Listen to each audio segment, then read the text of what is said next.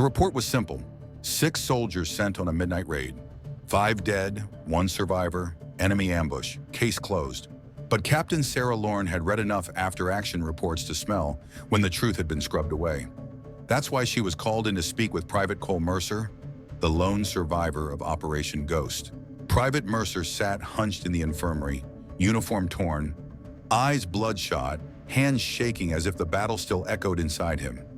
His rifle had been recovered, still fully loaded. He hadn't fired a single shot. "Tell me what happened," Captain Lorne said, pulling a chair close. Private Mercer's voice was raw. "You don't want to know." He looked up at her, and the words came out like gravel. "They told us the mission was simple.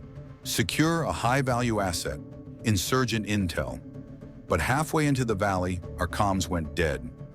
Harrow, our captain, looked wrong, nervous. Then the first shot rang out. Not from the hills, from behind us." Lorne frowned. "Friendly fire?" Private Mercer's head shook violently. "Not friendly, planned. Danner went down first. Best marksman we had. Then 2 more in seconds. Captain Harrow shouted, but not at the enemy. At us. Like he knew it was coming." Private Mercer swore he'd crawled into the rocks, mud choking his mouth, as the rest of his squad was cut apart. Through the storm, he heard calm voices, steady, precise, speaking English. One phrase repeated, "Confirm the asset is down. Sweep the survivors." By dawn, Private Mercer alone remained.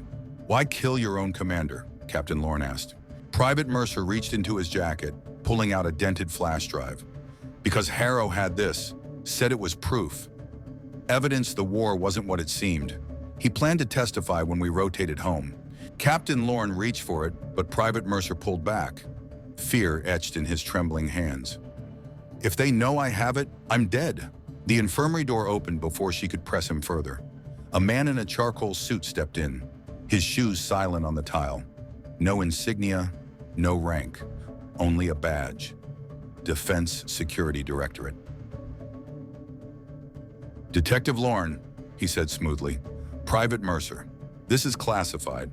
We'll handle it from here." Private Mercer recoiled, clutching the drive like a lifeline. "No, he's one of them." The man's expression never changed. "There is no Operation Ghost. 6 soldiers walked into a valley. 5 died in an ambush. That's the story.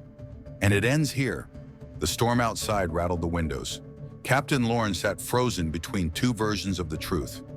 One whispered by a trembling private with haunted eyes, and one delivered by a man who could erase history with a sentence. The official file would say enemy fire, case closed, but Captain Lorne knew better. And now the question is yours. Was Mercer telling the truth about a government cover-up, or were his ghosts nothing more than trauma and madness?